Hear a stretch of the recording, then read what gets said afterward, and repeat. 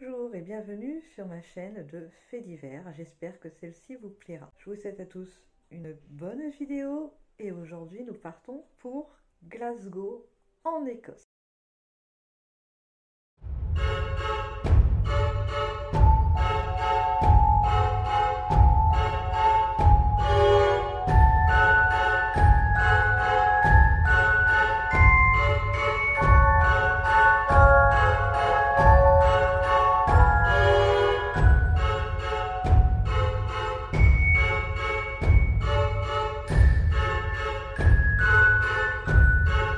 L'histoire que je vais vous raconter aujourd'hui est une histoire qui s'est passée le 2 janvier 1971 au stade de Ibrox à Glasgow en Écosse. C'est une histoire que j'ai découvert au début du mois qui relatait en fait l'histoire de 5 jeunes adolescents qui sont donc partis à un match de foot et qui n'en sont jamais revenus. C'est une histoire vraiment catastrophique. Au total, il y a eu 66 morts, plus de 200 blessés. J'avais envie de vous partager cette histoire car je ne la connaissais pas, donc je me suis dit que vous ne devriez pas la connaître non plus. Alors dans la tragédie, il y a eu donc une autre tragédie car au total il y a eu 8 enfants d'un même village qui étaient partis au match de foot ce jour-là et donc 5 d'entre eux ne sont jamais revenus. Nous sommes donc le 2 janvier 1971. Ce jour-là, 8 garçons du petit village de Markin partent pour voir le match de foot, les Rangers contre les Celtics,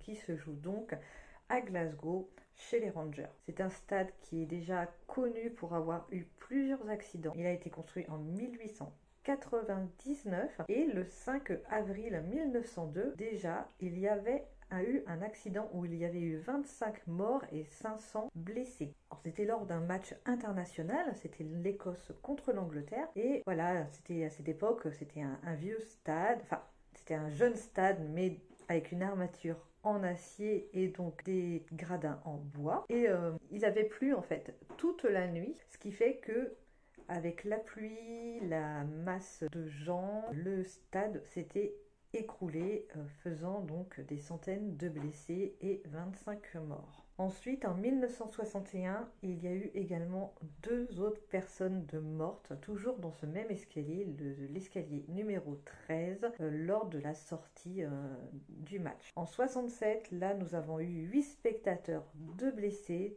toujours dû à des bousculades dans l'escalier numéro 13. Et en 1969, c'est 26 autres blessés qu'il y a lors du match. Alors l'escalier numéro 13 était donc un escalier qui était très fréquenté puisqu'il se trouvait près de la sortie de métro.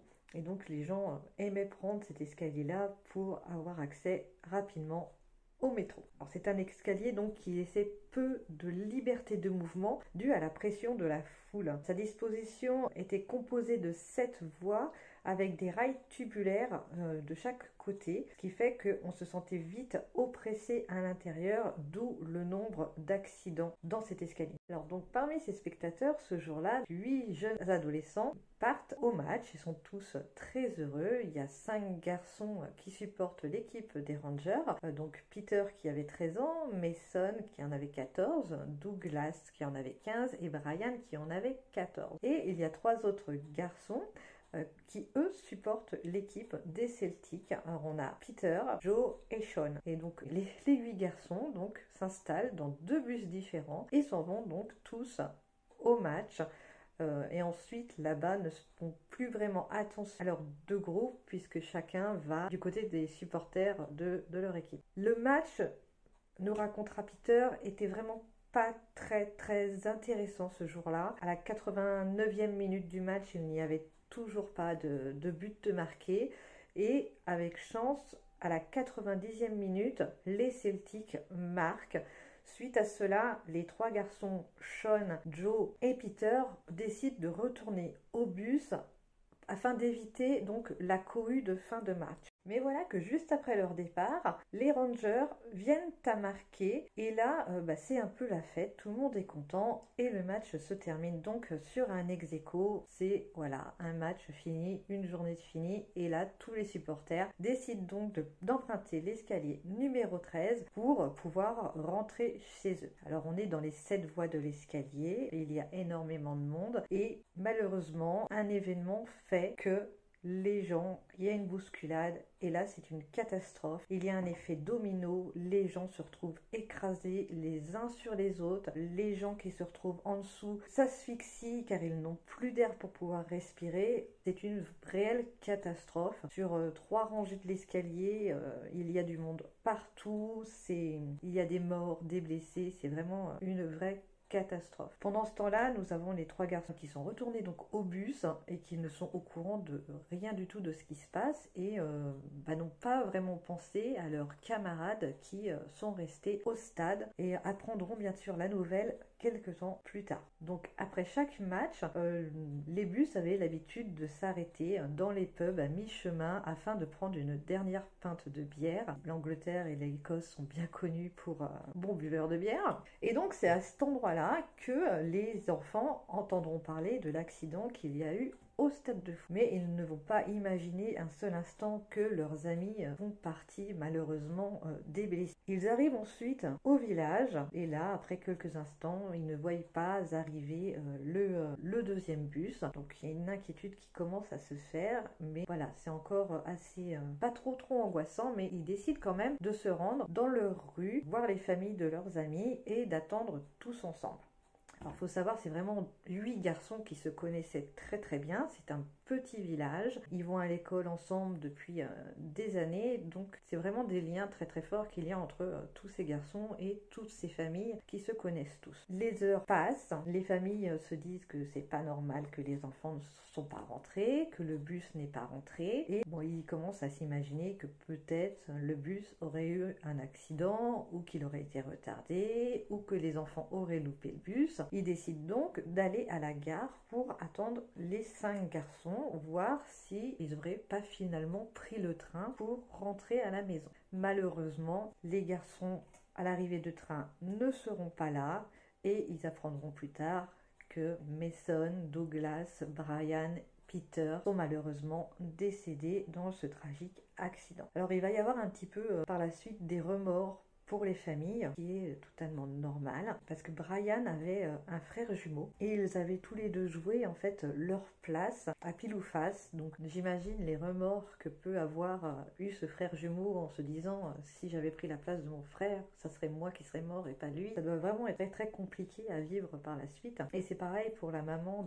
d'un des garçons, je me souviens plus de lequel, mais qui elle avait convaincu son mari de laisser leur fils aller au match de foot parce que ça avait été un bon garçon et qui méritait d'y aller ce jour-là. Malheureusement, elle s'en est voulu toute sa vie d'avoir laissé son garçon aller au match de foot. Alors les jours passent, on en parle partout dans les journaux, ça a un retentissement vraiment international cet événement, c'est une des pires catastrophes de match de foot qu'il existe à cette période-là. Et quelques jours après, donc, nous avons l'enterrement des garçons. Et là, il y a des milliers de gens qui sont présents ce jour-là. Le village est vraiment endeuillé. Dans les vitrines des commerçants, on peut voir des ballons de foot pour représenter les 5 garçons qui sont décédés. Et il y a même donc des personnes des équipes des Rangers et des Celtics qui sont là également pour rendre hommage aux enfants et aux familles. Comme je vous ai dit, c'est un événement qui a vraiment eu une ampleur internationale et les familles par la suite recevront des condoléances du président Nixon jusqu'au pape. Il y a également des mamans dans le pays qui ont lu les journaux et qui se sont senties tellement concernées et tristes pour les familles qui ont décidé d'envoyer des courriers aux parents des jeunes enfants disparus en leur disant c'est peut-être votre fils que j'ai vu dans le journal, je suis triste, je vous présente mes condoléances. En fait, il y a vraiment eu les gens ont vraiment été très affectés par cet événement à cette époque-là. Alors plusieurs causes sur la cause donc de cet accident. Certaines personnes racontent avoir vu un homme portant un enfant sur ses épaules et cet enfant se serait tombé et donc aurait fait tomber toutes les autres personnes, ce qui aurait fait un effet domino. Voilà, il y a eu ça. Et ensuite, il y a d'autres personnes qui ont plutôt émis l'hypothèse que les gens commençaient à sortir à la fin du match, comme c'était un match qui n'avait pas été vraiment palpitant, et que quand ils ont entendu qu'il y avait eu un deuxième but de marquer, certains se seraient retournés et donc ça aurait été vraiment un mur entre ceux qui se retournent, les gens qui veulent monter, et là c'est la bousculade qui aurait donc entraîné ce drame. Alors il n'y aura jamais réellement de raison à cet accident, ça reste un accident tragique qui, suite à une disposition des escaliers, suite à une foule de masse, alors, suite aux précédents accidents, il y avait déjà eu des aménagements de fait dans les escaliers, dans les années 60. Mais l'équipe, à qui appartenait le stade, avait été un petit peu légère sur ces aménagements et tous les aménagements n'avaient pas été faits correctement. Alors 2 semaines après, des aménagements ont été effectués afin que ce style de choses ne se reproduise pas. Il y avait déjà eu des recommandations faites les années précédentes afin d'améliorer les conditions des escaliers, mais malheureusement, tout n'avait pas été fait correctement. Il y a forcément eu, quelques années après, un procès où forcément les rangers ont été donc déclarés coupables de cet accident. En 2001 a été mis un mémorial en mémoire de ces 66 personnes disparues afin de ne pas oublier cette tragédie. Et d'ailleurs, cette tragédie est commémorée depuis 1971 tous les ans par l'équipe afin de ne pas oublier. Cette année, ça fait donc 50 ans que cet accident a eu lieu et il est toujours forcément dans les mémoires des gens qui sont encore présents et des gens qui étaient présents ce jour-là à Ibrox. J'espère que ce fait divers vous aura intéressé, que vous aurez appris des choses que vous ne connaissiez peut-être pas. Je ne vais pas vous demander si elle vous a plu, car bon, c'est un fait divers et c'est jamais agréable ce style de choses, mais je trouve très intéressant de pouvoir traiter ou de vous parler de choses que nous n'avons pas l'habitude d'entendre et de nous enrichir un petit peu au niveau culturel et historique. Je vous souhaite à tous une très agréable journée et à bientôt pour une nouvelle vidéo.